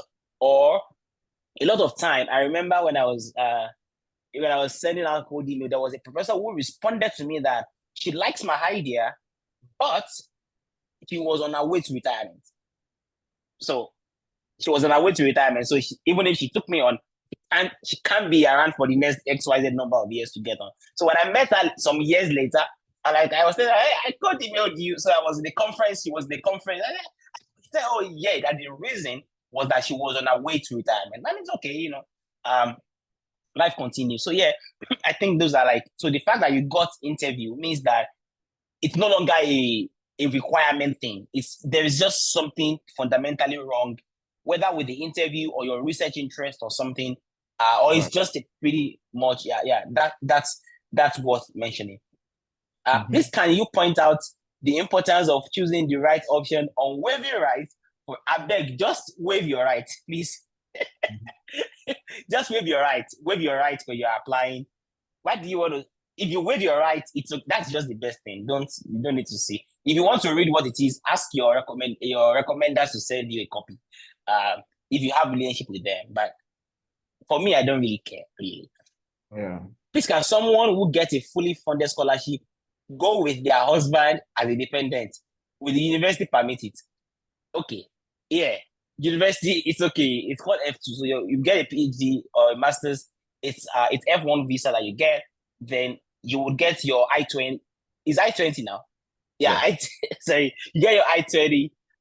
Then they will issue your I-20 for your dependent, and then use it for your application. Yes, the university permits it. Whether or not you get the visa is a different conversation. Can I apply for a postgraduate degree different from my bachelor's? Yes. I'm an example. Like, yes, I took a 360-degree switch off my undergrad, and I'm a pademo. But this is on the right track. It's on the right track there. Same thing, all the way. Yeah. Okay. I read English language at bachelor level. Do I study TOEFL? Whether or not you study English is not the question. It's like we said, if you write it, good. But if you don't write it, it doesn't do much, really. It doesn't do much anymore. I mean, since COVID, most schools waive it, and that's it for it. And there are a lot of advocacy around people saying that, see, Nigeria, even for me, when I want to apply for things, and I tell them, English is my first language. Like, I know. I've been speaking English since I was a child, far more than, so it's my first language, actually. So it depends. So you can always make a compelling case as to why English is a thing. Kindly talk more on crafting a stellar winning SOP. That's not today. SOP is an entire conversation that will take us another 1 hour, 2 hours. I'll try and find time to bring somebody to talk about SOP. But Adelodun, do you want to? I don't know if do you want to just talk about SOP? Yeah, I can do that in about 2-3 minutes if time permits. Yeah. So let's do that. So the SOP is one of the most important documents that you will submit for any application. So in fact, the main objective of this is very clear. They want you to talk about yourself. That is the only opportunity you have to talk about yourself. Every other thing, your academic transcripts is just talking about your performance, something that you did in the past. Your recommendation letter is some professors or some professionals, saying things about you. Okay, this is why I know about this person. This is why I know about that person. But the one shot that you have to, blow your own trumpet, is the SOP. And naturally, as Nigerians, we are humble people, we try to not want to talk about ourselves in the most elaborate fashion, right? But the SOP is not a place where you have to be economical with, praises and things like that. You want to blow your trumpet. Okay, this is what I've got. This is what I'm able to offer. This is the experiences I have. This is the skills I have. You just want to give them reasons why they should pick you ahead of maybe 100 or 50 other applicants. So this is probably your only opportunity, of talking about yourselves in your own words. So there are different ways, people use different approaches, to write the SOP. But generally, the first thing you want to do is to talk about yourself, talk about why you are interested in the program, what was your what drew you to that field in the first place for you to get your bachelor's in that field, and what is the motivation to continue, to graduate, studies. Okay, yeah, I think this slide will help me a lot. So this is not self-introduction. Introduce the academic field of interest, write out here. Yeah, so you're not saying, okay, I'm the son of so chief so and so, I'm from Ile-Ife or whatever. No, you want to introduce yourself within the context of your field. This is not personal introduction. So you want to talk about the academic field you're interested in, how and why it interests you. This is why I said earlier, want to say why you even got into that field in the first place, and why you want to continue in that field. You also want to, what do you aspire to do in the domain? Okay, this is what you hope to get from this program. You put all of that in your introduction. Then the next thing is going to be your background, your academic information of either school or college. Okay, you want to talk about what you did in your undergrad. A lot of us, in our undergrad in Nigeria, we do projects in our final year. So you want to talk about, your project. You also want to talk about industrial exposure that you had. I know a lot of programs also in Nigeria, they do what we call CWES, where they want you to go, to some industry to have exposures. You also want to talk about, what you learned, the skills, the experiences you got from that. We want to talk about that. Professional experience, maybe upon graduation, you've started working with so and so, or everybody does NYSC. So you can talk about your NYSC, even if it is teaching. There are ways you can craft it and make it look like, oh, this is the best thing ever. It's just about how you write your own story. So you must also include extracurricular activities in your undergrad, other things that you do, because for graduate school, we are not looking for people that can only excel academically. We want to see, okay, are you someone that can balance things, academics with sports, with politics, with all of these things, so you want to talk about every other thing that you did, which are not academic, also in your background. Okay, extracurricular is optional, but yeah, it goes a long way. You also want to talk about why this particular course. Okay, even though you've done it in your undergrad, why do you want to continue it? Do you still have interest in it? What do you hope to gain from it? So you want to talk about why you are picking that course. You also want to talk about why that particular university, there are thousands of universities in the US, for instance. Now, why are you interested in, say, University of Alabama or Harvard University? Why? What is in that school? Is it the quality of their faculty? Is it the research? Is it that the department in that school has a particular research focus that you're interested in? And if you don't go to that place, there's no other school that is a good fit for you. You want to say why you are interested in that particular school. And in your final paragraph, you want to talk about your career goals, your short-term goals while in the program, and your long-term career goals after the program. You want to talk about what the program will do for you. So, and you conclude by, you sum up everything that you've written from the beginning, and you also want to, leave with a strong note, something that will make them, think about, okay, this student, I think I should give him a chance. So, but like Akitude said, when you want to talk about SOP and all of this, it's a conversation that will take at least 45 minutes to 1 hour. So yeah. Overview. Yeah, thank you very much. I think that that slide, the systematic step by step way just makes it interesting. And anybody who was looking at the slide, you would see like I wrote that SOP for me. I wrote that in 2019. I don't think I will ever write it like that. Of course, that won me scholarship at the University of East Anglia in the UK. But that was then. That was like some 6-7 years ago. So I probably would not write that. But yeah, but that was still good at the time. It was just me reading it. But I think the structure that Adelodun gave, it just helps to get on that. So I'm looking at the question. can conferences or seminars watched on YouTube be added to one's CV? Okay. Yeah, you can add pretty much anything. I mean, you can, if you say, actually, post-COVID, a lot of conferences and seminars are now done virtually. So the fact that you watch on YouTube might qualify you as an attendee at the conference. So you can list it on your on your CV. Nobody's going to say, yeah, bring evidence that you're But don't actually. lie, Sha. Don't lie. Don't just say any random thing. If you actually Yeah. watch everything from the beginning to the end, and when they ask you questions, because you don't even know the professor you are talking to, he might be at the conference too. He asks some basic question that anybody that attended should be able to answer. That's a red flag. So you don't want to lie. You want to be as honest as possible. But yes, you can list it. Yeah. Yeah. Okay.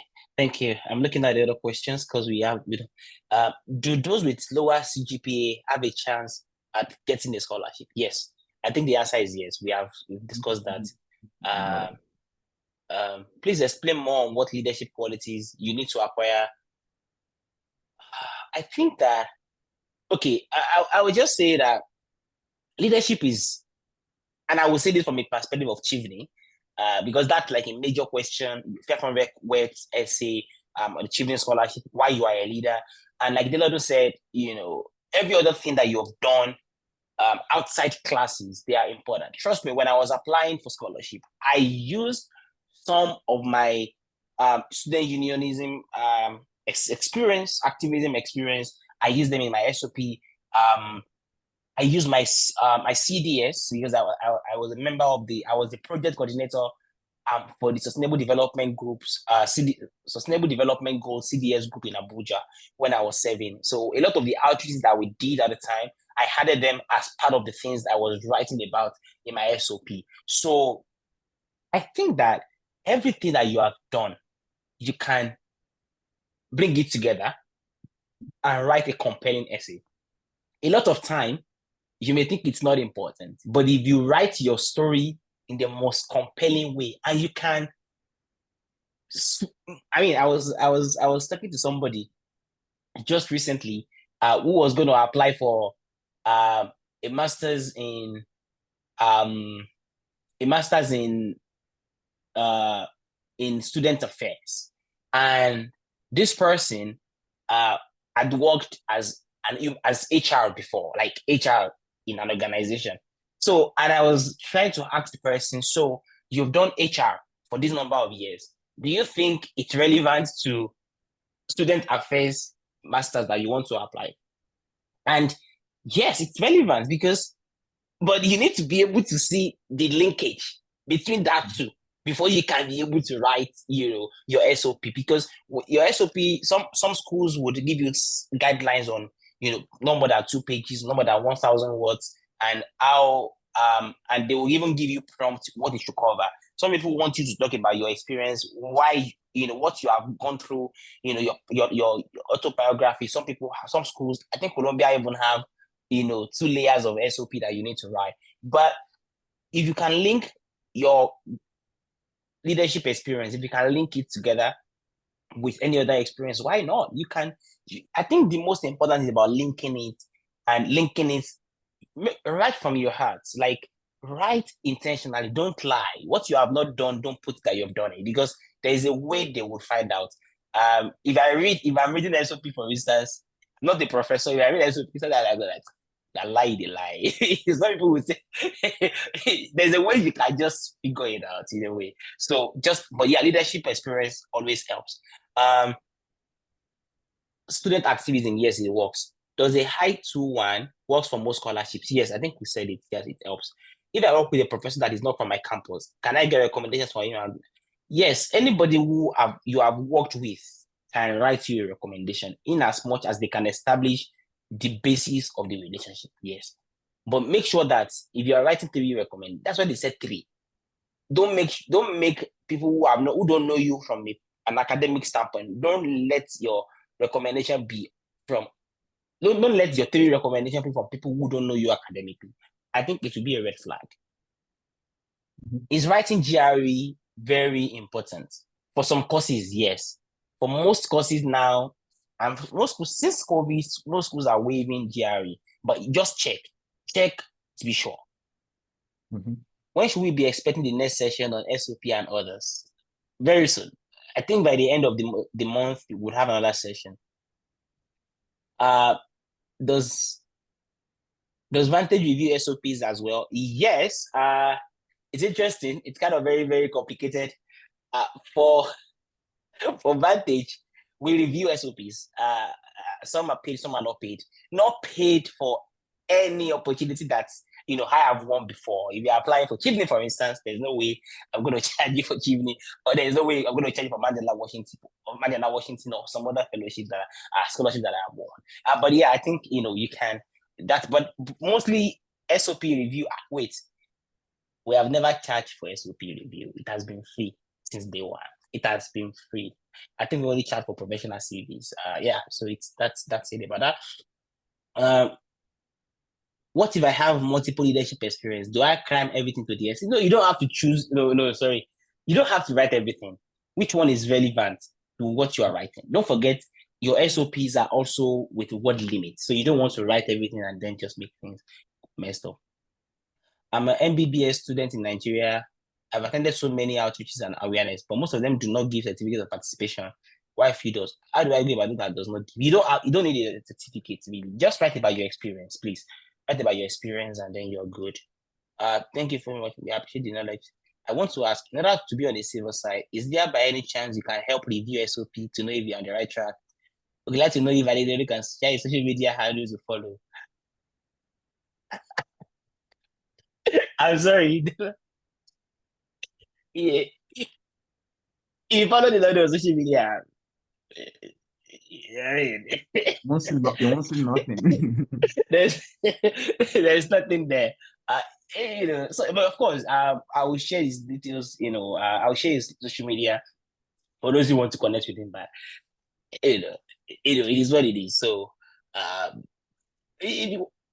mean, before the end of the year, I'm planning to review SOPs again. I just reviewed some for Mandela Washington. I'm reviewing some for Chivney. And so yeah, I take on about 50 reviews annually. I've done 29 already this year. So how much I'm doing this year, I don't know, depending on the time.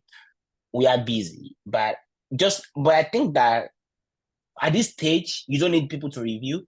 Just do your homework first, and then before the end of the year, we will see how much we can support people to apply.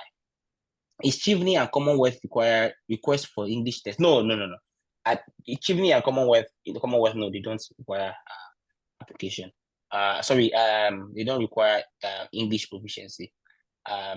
Please, along being a Millennium Fellow, okay, please, is being a Millennium Fellow an advantage? Okay, any opportunity that you have been on, any leadership opportunity, any fellowship is an advantage. That's it. Let's take your application fee. I see $100 or more. How can one waive this? Okay, I think that's going to be the way we would end this. Application strategy. So let's talk about application fee, Adelodun. What do you say about it? Yeah, so a lot of schools in the US require application fees ranging from like $40 to like $150, depends on the school. But a lot of time you at some period, some schools have application fee waiver. They have codes that waive application fee for you. It's just a matter of trying to, check the website or like follow some people on LinkedIn or the social media. Some people post different schools every week. Okay, these are the list of schools that have application fee waiver for this week, or so school is not taking application fee for the next 2 weeks. So if you want to apply, you can apply right now. So a lot of this information comes from people. A lot of time you might have to check the website, but for sure, schools have application fee waivers. Not all of them, but some schools do have application fee waivers. For other schools, there is no harm in sending email to the graduate coordinator. Oh, I am this, I am that, I'm interested in this program, this one, that one, but I'm from, a country where, just talk about the financial challenge you have or whatever, and just, request that if there's application fee waiver or something like that, that you would not mind and you will appreciate if they give you. If they don't have it, they will say, oh, no, we're sorry, we don't have application fee waiver. But you never can tell when you will be lucky. And it doesn't cost anything to send this email. So send this email to different schools and request for application fee waiver. You might be lucky. And more importantly, be on the lookout. A lot of schools will just do it without, anybody sending them email. And people, I see a lot of that on my LinkedIn because of the kind of people I follow. They post, okay, these are the list of schools that are not taking application fee for the next 2 weeks or 3 weeks or something. So that is one strategy you might want to use. Okay. I wanted to say that thank you, Adelodun. I don't have anything to add. I think people should just check it out. When you send out cold email and a professor is already interested in you, you can raise it and say, application fee, you can apply and you can pay, and then such professor can get you an opportunity. And I've seen mentees who their professors pay for their application. Actually, I've seen people, yeah. I know how much people, have also paid for people before. He's not a professor, but and yes. there are actually some scholarships. There are some scholarships you can apply for. Some Taiwo, empty scholarships. Yeah. I think that one is closed now. Like there's empty scholarship, but yeah, there are people who post those. Just put it on social media, you will see. I wanted to say that if you want to apply, this will be the last point, is that apply. I know it's very expensive, but I always advise apply to like 5 schools. Be aggressive, and this is the strategy. Do 2 major school, very Ivy League, XYZ, depending. Then do 2, mid-level school, and probably 2, so 6, depending. I mean, I think I have done. I've done a lot of application. It's expensive. Some schools, I think there was a time I applied to a school that was $120. I won't actually apply for GRE. I woke up in the morning of the exam, like I can't do GRE. I just was busy at the time. But yeah, you could potentially apply to 5 schools, so that if you do 2 schools that are like competitive, you do 2 schools that are moderately competitive, and 2 that are like not so much, you probably have a better chance of getting to one. The most important is to get one school. At the end of the day, even if you get to a low school, you still get the best of experience. That's the truth. You still get the best of experience. And sometimes it's more about the relevance of the program, your research, and all of those things. So Adelodun, do you have anything to close? Because yeah, I will just quickly add to what you just said now. So I've seen a lot of people who are on very tight budgets, so they can actually afford to apply to 5, 6 schools. So the strategy is, in situations like that, you want to be aggressive with your cold emailing, because the thing is, if you can get one professor to commit to you, like, okay, yes, I'm impressed and I want to take you as my research assistant, you probably don't even need to apply to any other school again. Just apply to that one school, and you are like you have like 95% chance of getting admitted. So that's one way you can. I know a lot of people that apply to just one schools, but that is only possible because they already talked to a professor who has agreed to take them in that school. So that way you are sure, okay, this is the school I'm going to, and this is the only school I'm paying application fee for. So yeah. And some schools also host grad school application webinars where they give vouchers for those who attend. So, I mean, applying for scholarships, it's a full-time job. That's the truth. So you gotta be on the radar at all time. If you attend the webinar, they will send you a voucher to apply to get a waiver. Some have first generation waiver, a lot of waivers, but you gotta check and be sure. And so I think we've answered all the questions, and we've gone through all of this. I think that if there is one thing that I think you should pay attention to, is the fact that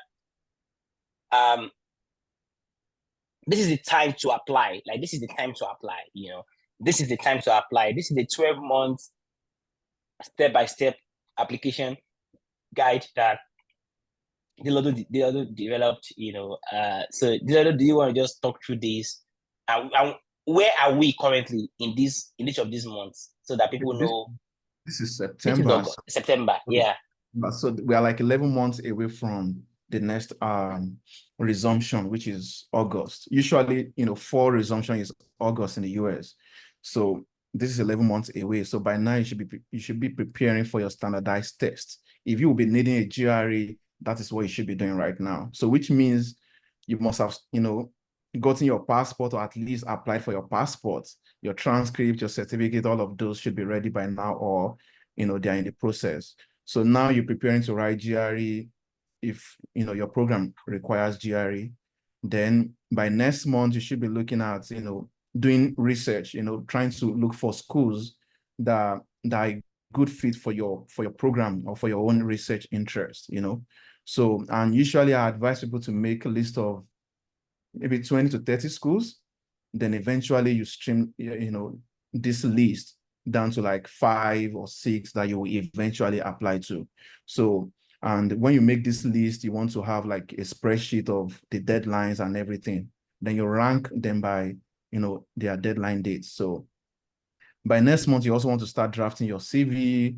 You want to start drafting your SOP, because CV and SOP is something you, after drafting, maybe every week, every Saturday or something, you want to revisit and say, okay, let me reread this thing.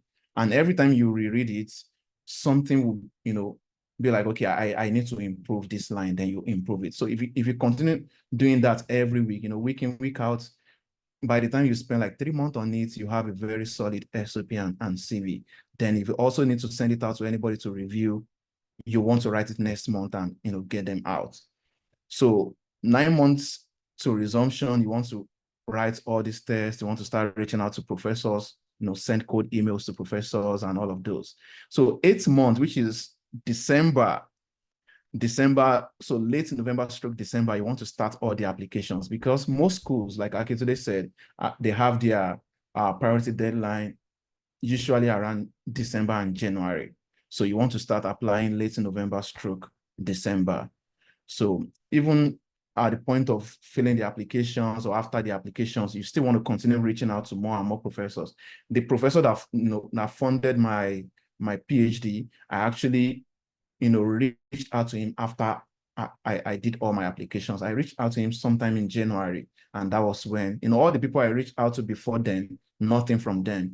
Then it was this person I reached out to after applying that actually got me in. So 6 months to resumption, you want to keep track of all your applications, see if there's any decision coming. And if you feel like, oh, this is taking too long, there's no harm in sending email to graduate coordinators and be like, oh, I just want to check on the status of my application.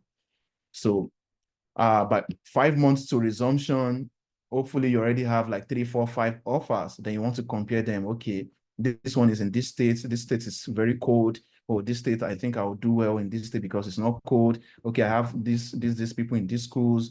Okay, the research I'll be doing in this school is, I'm more interested in that research than the one in this school. You compare all the offers. You also look at the money, because money is important. Some schools will offer you like $22,000 a year, some 14,000, some 30,000. So you want to put all of this into consideration and decide on which offer you're going to take. Then after that, you want to accept the offer, then start, processing necessary documents like the I-20, what else do you need for visa? I-20, basically, you want to start, getting that from the school.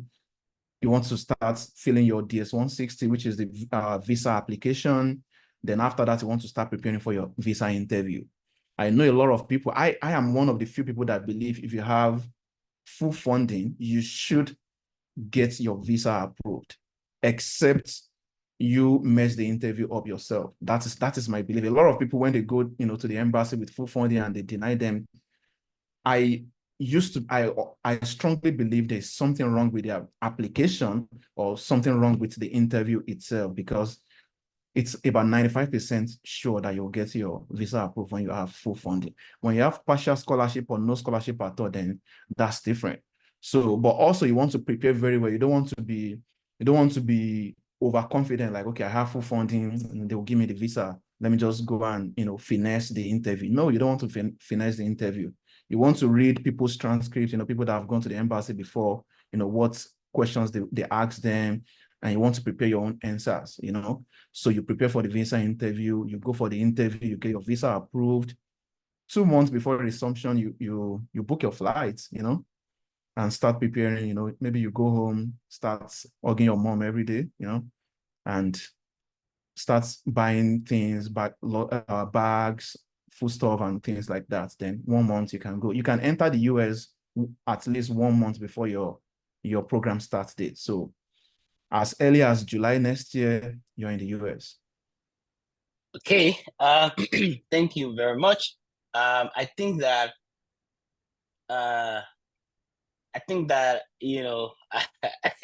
this is interesting. Okay, guys.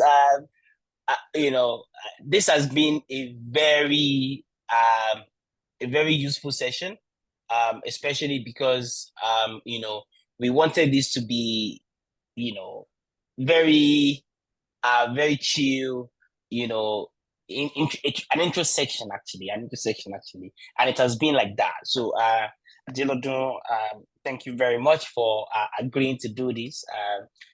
I'm sure we'll do another one, some other time. Thank you everybody for joining. I'm trying to close this meeting now. Just stay in touch. Check on our website, the social media pages, because on Vantage. Let me just share a few of the things that we'll get to do on Vantage, because so that for those who don't know, especially because there are lots of scholarships that we share on Vantage every now and then. So for those who are looking for, okay, how do you get started? There is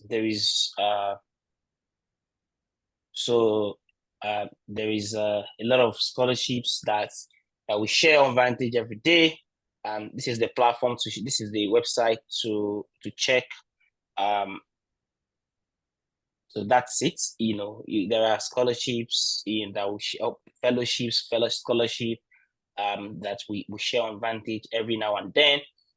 If you want to check it out, follow on social media, Twitter, Instagram, LinkedIn, and I also personally share. A lot of those things on my own handle. So yeah, I will share a lot of social media with you. I promise you, there's nothing there. Trust me, there's nothing there. But I'm sure. I'm sure if you reach out to him, his DM, yes, then if he has time, kind of busy, very, very busy actually, but if he has time. One thing I want to say about reaching out to Adelodun and every other expert or every other folks would be, make sure you have done your own work. Like when I want to review people's documents, when I see that you have done, like there are some people where when you read their SOP, you are like, wow, this is good. Like they have done their own work, that you are only helping them to refine it in a way, just some language structure, but they know what they are doing. But some people, it's kind of just funny, and then you are just like, nah, I can't do this again. So I think applying, for opportunities is a full-time job. It's expensive, it's time consuming, but like Gordon said, even if you spend a lot of money applying, 1 month upon your arrival, that's it. So yeah, thank you very much on behalf of the Vantage Network Africa, folks. We say very much thank you to everybody. Thank you to Adelodun for agreeing to do this. It's one of the stakeholders advantage. So, so we are very excited that we were able to do this again. And then by the end of the month, that's in 2 weeks, pretty much, we will have another section on Chivney, the Chivney scholarship application. So, okay, Caleb raised his hand. Okay. Yeah, please go for it. Just go for it, Caleb. So I asked a question before we close the curtain, sir. I asked. Okay. So for people who just finish the graduate program, would you advise they go for their NYC before having to apply for their graduate program? Is it something that they can actually do while also applying for their graduate program? Yes. So, like you see the 12-month calendar, if you're for instance going for NYC in this month, that means by the time you are done next year, so you'll be done with NYC, your POP will be August next year. By the time you are done, you're traveling. So that's possible. That's okay. But if you know that you would not be done with your graduation, you'll not be done with your POP by the time you're done, you would get your admission, then you can defer. I mean, God knows how many times I deferred, the scholarship. So you can defer. You can always defer. Some schools allow, you defer. But one thing I know we've not talked about today is there is also the spring intake, which is January, right? January, So but it's not popular. That's why we didn't it's talk about not it. very popular. Some people still get Especially for funded programs. Yeah, funded program. My school, LSU, actually admits a reasonable number of people in the spring, actually. So it's not as popular as fall, but a lot of people still get in January. So if your NYSC will not allow you to, if you won't be done with NYSC by August, you can also look at January, spring admission. And like Akitode said, if you're going to defer, you can defer from fall to spring, which is basically like 4 or 5 months apart. So thanks. That's good.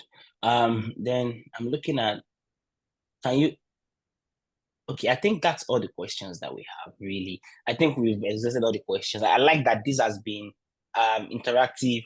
People drop their questions, so we didn't have much interference. So thank you, everybody. It's been a pleasure having you here. This was recorded, and then we would it's been live on Facebook. Then we would also post this on YouTube for those who want to catch up on this. Thank you very much, Adelodun, and thank you, everybody. Oh wow, Chiamaka raised the hand. Okay, Chiamaka, please go for it. You can ask a question now. Sorry, I wanted to ask, when you're going to give us the link for the other sessions and stuff.